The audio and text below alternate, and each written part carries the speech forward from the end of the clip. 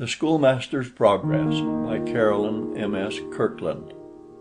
Master William Horner came to our village to school when he was about 18 years old, tall, lank, straight-sided, and straight-haired, with a mouth of the most puckered and solemn kind. His figure and movements were those of a puppet cut out of shingle and jerked by a string, and his address corresponded very well with his appearance. Never did that prim mouth give way before a laugh.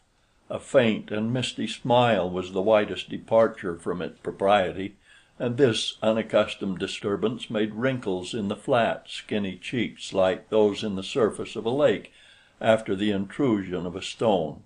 Master Horner knew well what belonged to the pedagogical character, and that facial solemnity stood high on the list of indispensable qualifications. He had made up his mind before he left his father's house how he would look during the term. He had not planned any smiles, knowing that he must board round, and it was not for ordinary occurrences to alter his arrangements, so that when he was betrayed into a relaxation of the muscles, it was in such a sort as if he was putting his bread and butter in jeopardy. Truly he had a grave time that first winter. The rod of power was new to him, and he felt it his duty to use it more frequently than might have been thought necessary by those upon whose sense the privilege had palled. Tears and sulky faces and impotent fists doubled fiercely when his back was turned were the rewards of his conscientiousness, and the boys, and girls too, were glad when working time came round again, and the master went home to help his father on the farm. But with the autumn came Master Horner again, dropping among us as quietly as the faded leaves, and awakening at least as much serious reflection. Would he be as self-sacrificing as before, postponing his own ease and comfort to the public good, or would he have become more sedentary and less fond of circumambulating the schoolroom with a switch over his shoulder? Many were fain to hope he might have learned to smoke during the summer, an accomplishment which would probably have moderated his energy not a little, and disposed him rather to reverie than to action. But here he was, and all the broader chested and stouter armed for his labors in the harvest field. Let it not be supposed that Master Horner was of a cruel and ogrish nature, a babe-eater, a Herod, one who delighted in torturing the helpless. Such souls there may be among those endowed with the awful control of the ferule, but they are rare in the fresh and natural regions we describe.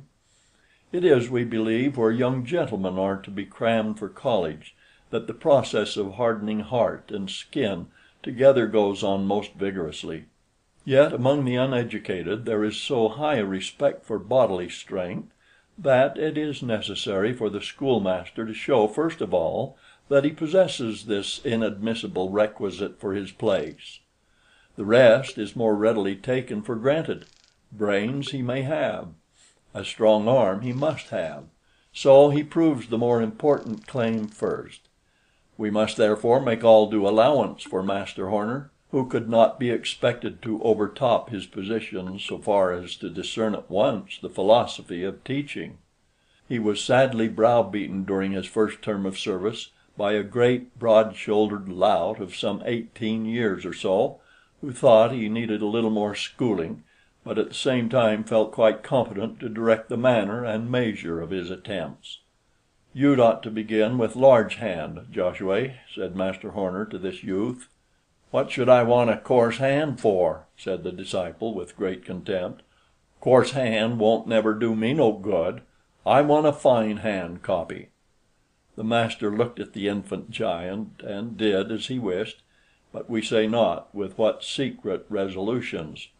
At another time, Master Horner, having had a hint from someone more knowing than himself, proposed to his elder scholars to write after dictation, expatiating at the same time quite floridly, the ideas having been supplied by the knowing friend, upon the advantages likely to arise from this practice, and saying, among other things, "It will help you, when you write letters, to spell the words good."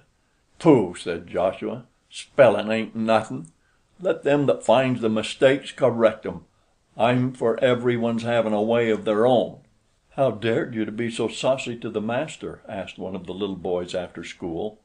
"Because I could lick him easy," said the hopeful Joshua, who knew very well why the master did not undertake him on the spot. Can we wonder that Master Horner determined to make his empire good as far as it went? A new examination was required on the entrance into a second term, and with whatever secret trepidation the master was obliged to submit. Our law prescribes examinations, but forgets to provide for the competency of the examiners, so that few better farces offer than the course of question and answer on these occasions. We know not precisely what were Master Horner's trials, but we have heard of a sharp dispute between the inspectors whether Angel spelt angle or angel. Angle had it, and the school maintained that pronunciation ever after. Master Horner passed, and he was requested to draw up the certificate for the inspectors to sign, as one had left his spectacles at home and the other had a bad cold, so that it was not convenient for either to write more than his name. Master Horner's exhibition of learning on this occasion did not reach us, but we know that it must have been considerable, since he stood the ordeal. "What is orthography?" said an inspector once in our presence. The candidate writhed a good deal, studied the beams overhead and the chickens out of the window, and then replied, "It is so long since I learnt the first part of the spelling book that I can't justly answer that question, but if I could just look it over, I guess I could." Our schoolmaster entered upon his second term with new courage and invigorated authority. Twice certified, who should dare doubt his competency? Even Joshua was civil, and lesser louts, of course, obsequious, though the girls took more liberties, for they feel, even at that early age, that influence is stronger than strength. Could a young schoolmaster think of feruling a girl with her hair in ringlets and a gold ring on her finger? Impossible, and the immunity extended to all the little sisters and cousins. And there were enough large girls to protect all the feminine part of the school. With the boys, Master Horner still had many a battle, and whether with a view to this or as an economical ruse, he never wore his coat in school, saying it was too warm. Perhaps it was an astute attention to the prejudices of his employers, who love no man that does not earn his living by the sweat of his brow. The shirt sleeves gave the idea of a manual labor school in one sense at least. It was evident that the master worked, and that afforded a probability that the scholars worked too. Master Horner's success was most triumphant that winter. A year's growth had improved his outward man exceedingly, filling out the limbs so that they did not remind you so forcibly of a young colt's, and supplying the cheeks with the flesh and blood so necessary where mustaches were not worn. Experience had given him a degree of confidence, and confidence gave him power. In short, people said the master had waked up, and so he had. He actually set about reading for improvement, and although at the end of the term he could not quite make out from his historical studies which side Hannibal was on, yet this is readily explained by the fact that he boarded round, and was obliged to read generally by firelight, surrounded by ungoverned children. After this, Master Horner made his own bargain. When school time came round with the following autumn, and the teacher presented himself for a third examination, such a test was pronounced no longer necessary, and the district consented to engage him at the astounding rate of $16 a month, with the understanding that he was to have a fixed home, provided he was willing to allow $1 a week for it. Master Horner bethought him of the successive killing times and consequent doughnuts of the 20 families in which he had sojourned the years before, and consented to the exaction. Behold our friend now as high as district teacher can ever hope to be, his scholarship established, his home stationary and not revolving, and the good behavior of the community ensured by the fact that he, being of age, had now a farm to retire upon in case of any disgust. Master Horner was at once the preeminent beau of the neighborhood, spite of the prejudice against learning. He brushed his hair straight up in front, and wore a sky-blue ribbon for a guard to his silver watch, and walked as if the tall heels of his blunt boots were eggshells and not leather. Yet he was far from neglecting the duties of his place. He was beau only on Sundays and holidays, very schoolmaster the rest of the time. It was at a spelling school that Master Horner first met the educated eyes of Miss Harriet Bangle, a young lady visiting the Engleharts in our neighborhood. She was from one of the towns in western New York, and had brought with her a variety of city airs and graces somewhat caricatured, set off with year-old French fashions much travestied. Whether she had been sent out to the new country to try, somewhat late, a rustic chance for an establishment, or whether her company had been found rather trying at home, we cannot say. The view which she was at some pains to make understood was, that her friends had contrived this method of keeping her out of the way of a desperate lover, whose addresses were not acceptable to them. If it should seem surprising that so high-bred a visitor should be sojourning in the wild woods, it must be remembered that more than one celebrated Englishman, and not a few distinguished Americans, have farmer brothers in the western country, no whit less rustic in their exterior and manner of life than the plainest of their neighbors. When these are visited by their refined kinsfolk, we of the woods catch glimpses of the gay world, or think we do. That great medicine hath with its tint gilded many a vulgarism to the satisfaction of wiser heads than ours. Miss Bangle's manner bespoke for her that high consideration which she felt to be her due, yet she condescended to be amused by the rustics and their awkward attempts at gaiety and elegance, and, to say truth, few of the village merrymakings escaped her, though she wore always the air of great superiority. The spelling school is one of the ordinary winter amusements in the country. It occurs once in a fortnight or so, and has power to draw out all the young people for miles round, arrayed in their best clothes and their holiday behavior. When all is ready, umpires are elected, and after these have taken the distinguished place usually occupied by the teacher, the young people of the school choose the two best scholars to head the opposing classes. These leaders choose their followers from the mass, each calling a name in turn, until all the spellers are ranked on one side or the other, lining the sides of the room, and all standing. The schoolmaster, standing too, takes his spelling book, and gives a placid yet awe-inspiring look along the ranks, remarking that he intends to be very impartial, and that he shall give out nothing that is not in the spelling book. For the first half hour or so he chooses common and easy words, that the spirit of the evening may not be damped by the too early thinning of the classes. When a word is missed, the blunderer has to sit down and be a spectator only for the rest of the evening. At certain intervals some of the best speakers mount the platform and speak a piece, which is generally as declamatory as possible. The excitement of this scene is equal to that afforded by any city spectacle whatever, and towards the close of the evening, when difficult and unusual words are chosen to confound the small number who still keep the floor, it becomes scarcely less than painful. When perhaps only one or two remain to be puzzled, the master, weary at last of his task, though a favorite one, tries by tricks to put down those whom he cannot overcome in fair fight. If among all the curious, useless, unheard of words which may be picked out of the spelling book, he cannot find one which the scholars have not noticed, he gets the last head down by some quip or catch. Bay will perhaps be the sound. One scholar spells it bey, another bay, while the master all the time means ba, which comes within the rule, being in the spelling book.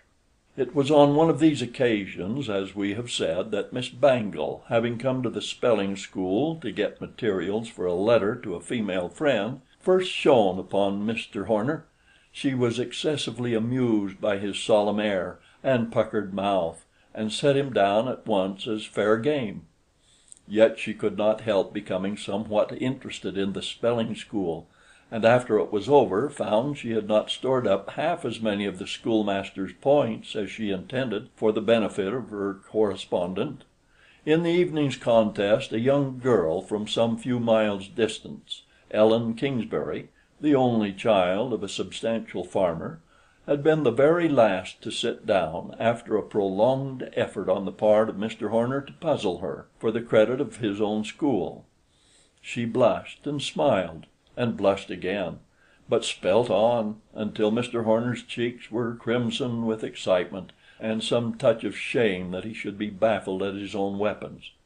At length, either by accident or design, Ellen missed a word, and sinking into her seat was numbered with the slain. In the laugh and talk which followed, for with the conclusion of the spelling all form of a public assembly vanishes, our schoolmaster said so many gallant things to his fair enemy, and appeared so much animated by the excitement of the contest, that Miss Bangle began to look upon him with rather more respect, and to feel somewhat indignant that a little rustic like Ellen should absorb the entire attention of the only beau.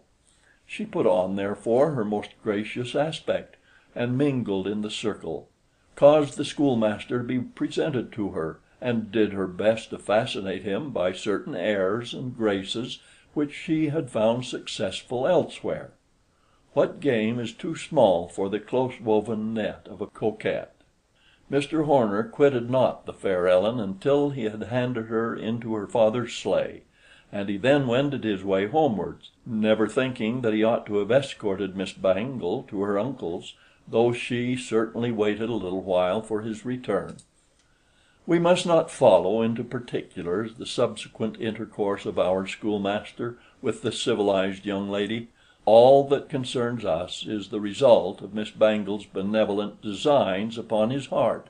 She tried most sincerely to find its vulnerable spot, meaning no doubt to put Mr. Horner on his guard for the future, and she was unfeignedly surprised to discover that her best efforts were of no avail. She concluded that he must have taken a counter poison, and she was not slow in guessing its source.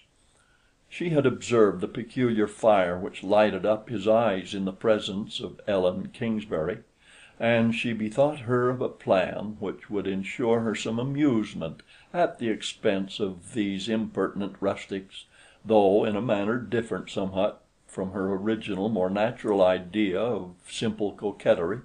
A letter was written to Master Horner, purporting to come from Ellen Kingsbury, worded so artfully that the schoolmaster understood at once that it was intended to be a secret communication, though its ostensible object was an inquiry about some ordinary affair. This was laid in Mr. Horner's desk before he came to school, with an intimation that he might leave an answer in a certain spot on the following morning. The bait took at once, for Mr. Horner, honest and true himself, and much smitten with the fair Ellen, was too happy to be circumspect. The answer was duly placed, and as duly carried to Miss Bangle by her accomplice, Joe Englehart, an unlucky pickle who was always for ill, never for good, and who found no difficulty in obtaining the letter unwatched, since the master was obliged to be in school at 9, and Joe could always linger a few minutes later. This answer being opened and laughed at, Miss Bangle had only to contrive a rejoinder, which, being rather more particular in its tone than the original communication, led on yet again the happy schoolmaster, who branched out into sentiment, taffeta phrases, silken terms precise, talked of hills and dales and rivulets, and the pleasures of friendship, and concluded by entreating a continuance of the correspondence. Another letter, and another, every one more flattering and encouraging than the last, almost turned the sober head of our poor master, and warmed up his heart so effectually that he could scarcely attend to his business. The spelling schools were remembered, however, and Ellen Kingsbury made one of the merry company, but the latest letter had not forgotten to caution Mr. Horner not to betray the intimacy, so that he was in honor bound to restrict himself to the language of the eyes, hard as it was to forbear the single whisper for which he would have given his very dictionary. So their meeting passed off without the explanation which Miss Bangle began to fear would cut short her benevolent amusement. The correspondence was resumed with renewed spirit, and carried on until Miss Bangle, though not overburdened with sensitiveness, began to be a little alarmed for the consequences of her malicious pleasantry. She perceived that she herself had turned schoolmistress, and that Master Horner, instead of being merely her dupe, had become her pupil too; for the style of his replies had been constantly improving, and the earnest and manly tone which he assumed promised anything but the quiet, sheepish pocketing of injury and insult upon which she had counted. In truth, there was something deeper than vanity in the feelings with which he regarded Ellen Kingsbury. The encouragement which he supposed himself to have received threw down the barrier which his extreme bashfulness would have interposed between himself and anyone who possessed charms enough to attract him, and we must excuse him if, in such a case, he did not criticize the mode of encouragement, but rather grasped eagerly the proffered good without a scruple, or one which he would own to himself as to the propriety with which it was tendered. He was as much in love as a man can be, and the seriousness of real attachment gave both grace and dignity to his once awkward diction. The evident determination of Mr. Horner to come to the point of asking papa brought Miss Bangle to a very awkward pass. She had expected to return home before matters had proceeded so far, but being obliged to remain some time longer, she was equally afraid to go on and to leave off, a denouement being almost certain to ensue in either case. Things stood thus when it was time to prepare for the grand exhibition which was to close the winter term. This is an affair of too much magnitude to be fully described in the small space yet remaining in which to bring out our veracious history. It must be slubbered o'er in haste, its important preliminaries left to the cold imagination of the reader, its fine spirit perhaps evaporating for want of being embodied in words. We can only say that our master, whose school life was to close with the term, labored as man never before labored in such a cause, resolute to trail a cloud of glory after him when he left us. Not a candlestick nor a curtain that was attainable, either by coaxing or bribery, was left in the village. Even the only piano, that frail treasure, was wiled away and placed in one corner of the rickety stage. The most splendid of all the pieces in the Columbian orator, the American speaker, but we must not enumerate. In a word, the most astounding and pathetic specimens of eloquence within ken of either teacher or scholars had been selected for the occasion, and several young ladies and gentlemen whose academical course had been happily concluded at an earlier period, either at our own institution or at some other, had consented to lend themselves to the parts, and their choicest decorations for the properties, of the dramatic portion of the entertainment. Among these last was pretty Ellen Kingsbury, who had agreed to personate the Queen of Scots in the garden scene from Schiller's tragedy of Mary Stuart, and this circumstance accidentally afforded Master Horner the opportunity he had so long desired of seeing his fascinating correspondent without the presence of peering eyes. A dress rehearsal occupied the afternoon before the day of days, and the pathetic expostulations of the lovely Mary, "Mine all doth hang, my life, my destiny, upon my words, upon the force of tears," aided by the long veil and the emotion which sympathy brought into Ellen's countenance, proved too much for the enforced prudence of Master Horner.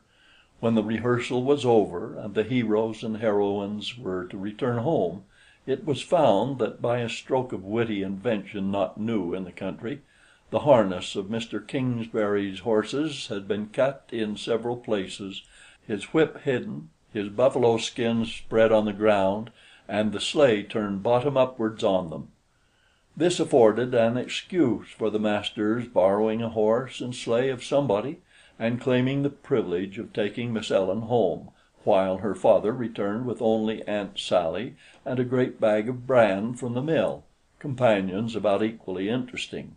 Here, then, was the golden opportunity so long wished for. Here was the power of ascertaining at once what is never quite certain until we have heard it from warm, living lips, whose testimony is strengthened by glances in which the whole soul speaks, or seems to speak. The time was short, for the sleighing was but too fine, and Father Kingsbury, having tied up his harness and collected his scattered equipment, was driving so close behind that there was no possibility of lingering for a moment. Yet many moments were lost before Mr. Horner, very much in earnest, and all unhackneyed in matters of this sort, could find a word in which to clothe his new-found feelings. The horse seemed to fly, the distance was half passed, and at length, in absolute despair of anything better, he blurted out at once what he had determined to avoid, a direct reference to the correspondence. A game at cross purposes ensued. Exclamations and explanations and denials and apologies filled up the time which was to have made Master Horner so blessed. The light from Mr. Kingsbury's windows shone upon the path, and the whole result of this conference so longed for was a burst of tears from the perplexed and mortified Ellen, who sprang from Mr. Horner's attempts to detain her, rushed into the house without vouchsafing him a word of adieu, and left him standing, no bad personification of Orpheus, after the last hopeless flitting of his Eurydice. "Won't you light, master?" said Mr. Kingsbury. "Yes, no, thank you. Good evening," stammered poor Master Horner, so stupefied that even Aunt Sally called him a dummy. The horse took the sleigh against the fence going home, and threw out the master, who scarcely recollected the accident, while to Ellen the issue of this unfortunate drive was a sleepless night, and so high a fever in the morning that our village doctor was called to Mr. Kingsbury's before breakfast. Poor Master Horner's distress may hardly be imagined. Disappointed, bewildered, cut to the quick, yet as much in love as ever, he could only in bitter silence turn over in his thoughts the issue of his cherished dream. Now persuading himself that Ellen's denial was the effect of a sudden bashfulness, now inveighing against the fickleness of the sex, as all men do when they are angry with any one woman in particular. But his exhibition must go on in spite of wretchedness, and he went about mechanically talking of curtains and candles, and music and attitudes and pauses and emphasis, looking like a somnambulist whose eyes are open but their sense is shut, and often surprising those concerned by the utter unfitness of his answers. It was almost evening when Mr. Kingsbury, having discovered through the intervention of the doctor and Aunt Sally the cause of Ellen's distress, made his appearance before the unhappy eyes of Master Horner, angry, solemn, and determined, taking the schoolmaster apart and requiring an explanation of his treatment of his daughter. In vain did the perplexed lover ask for time to clear himself, declare his respect for Miss Ellen, and his willingness to give every explanation which she might require. The father was not to be put off, and though excessively reluctant, Mr. Horner had no resource but to show the letters which alone could account for his strange discourse to Ellen. He unlocked his desk slowly and unwillingly, while the old man's impatience was such that he could scarcely forbear thrusting in his own hand to snatch at the papers which were to explain this vexatious mystery. What could equal the utter confusion of Master Horner and the contemptuous anger of the father, when no letters were to be found? Mr. Kingsbury was too passionate to listen to reason, or to reflect for one moment upon the irreproachable good name of the schoolmaster. He went away in inexorable wrath, threatening every practicable visitation of public and private justice upon the head of the offender, whom he accused of having attempted to trick his daughter into an entanglement which should result in his favor. A doleful exhibition was this last one of our thrice approved and most worthy teacher. Stern necessity and the power of habit enabled him to go through with most of his part, but where was the proud fire which had lighted up his eye on similar occasions before? He sat as one of three judges before whom the unfortunate Robert Emmet was dragged in his shirt sleeves by two fierce-looking officials, but the chief judge looked far more like a criminal than did the proper representative. He ought to have personated Othello, but was obliged to excuse himself from raving for the handkerchief, on the rather anomalous plea of a bad cold. Mary Stuart, being Edith the Bond, was anxiously expected by the impatient crowd, and it was with distress amounting to agony that the master was obliged to announce in person the necessity of omitting that part of the representation on account of the illness of one of the young ladies. Scarcely had the words been uttered, and the speaker hidden his burning face behind the curtain, when Mr. Kingsbury started up in his place amid the throng to give a public recital of his grievance, no uncommon resort in the new country. He dashed at once to the point, and before some friends who saw the utter impropriety of his proceeding could persuade him to defer his vengeance, he had laid before the assembly, some 300 people perhaps, his own statement of the case. He was got out at last, half coaxed, half hustled, and the gentle public, only half understanding what had been set forth thus unexpectedly, made quite a pretty row of it. Some clamored loudly for the conclusion of the exercises, others gave utterances in no particularly choice terms to a variety of opinions as to the schoolmaster's proceedings, varying the note occasionally by shouting, "The letters! The letters! Why don't you bring out the letters?" At length, by means of much rapping on the desk by the president of the evening, who was fortunately a popular character, order was partially restored, and the favorite scene from Miss Moore's dialogue of David and Goliath was announced as the closing piece. The sight of little David in a white tunic edged with red tape, with a calico scrip and a very primitive looking sling, and a huge Goliath decorated with a militia belt and sword and a spear like a weaver's beam indeed, enchained everybody's attention.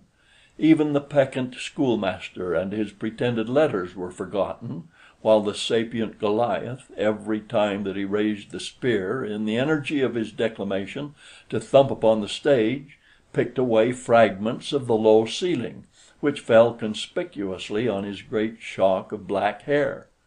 At last, with the crowning threat, up went the spear for an astounding thump, and down came a large piece of the ceiling, and with it a shower of letters.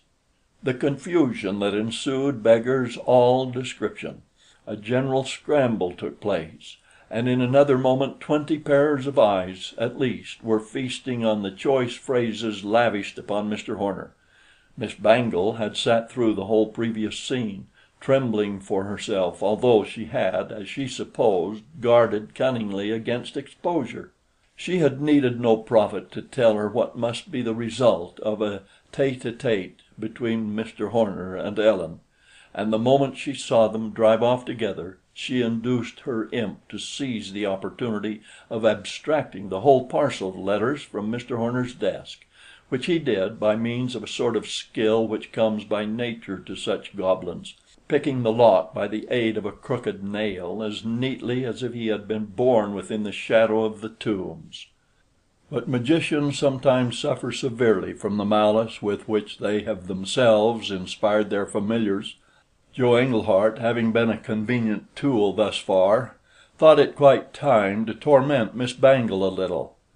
So, having stolen the letters at her bidding, he hid them on his own account, and no persuasions of hers could induce him to reveal this important secret, which he chose to reserve as a rod in case she refused him some intercession with his father, or some other accommodation rendered necessary by his mischievous habits. He had concealed the precious parcels in the unfloored loft above the schoolroom, a place accessible only by means of a small trap door without staircase or ladder. and here he meant to have kept them while it suited his purposes, but for the untimely intrusion of the weaver's beam. Miss Bangle had sat through all, as we have said, thinking the letters safe, yet vowing vengeance against her confederate for not allowing her to secure them by a satisfactory conflagration, and it was not until she heard her own name whispered through the crowd that she was awakened to her true situation.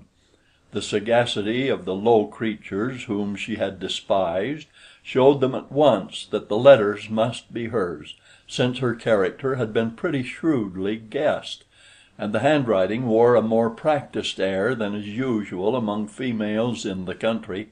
This was first taken for granted, and then spoken of as an acknowledged fact. The assembly moved like the heavings of a troubled sea. Everybody felt that this was everybody's business. "Put her out," was heard from more than one rough voice near the door, and this was responded to by loud and angry murmurs from within. Mr. Englehart, not waiting to inquire into the merits of the case in this scene of confusion, hastened to get his family out as quietly and as quickly as possible, but groans and hisses followed his niece as she hung half fainting on his arm, quailing completely beneath the instinctive indignation of the rustic public. As she passed out, a yell resounded among the rude boys about the door, and she was lifted into a sleigh, insensible from terror. She disappeared from that evening, and no one knew the time of her final departure for the East. Mr. Kingsbury, who is a just man when he is not in a passion, made all the reparation in his power for his harsh and ill-considered attack upon the master, and we believe that functionary did not show any traits of implacability of character, and at least he was seen, not many days after, sitting peaceably at tea with Mr. Kingsbury, Aunt Sally, and Miss Ellen, and he has since gone home to build a house upon his farm, and people do say that after a few months more Ellen will not need Miss Bangle's intervention if she should see fit to correspond with the schoolmaster.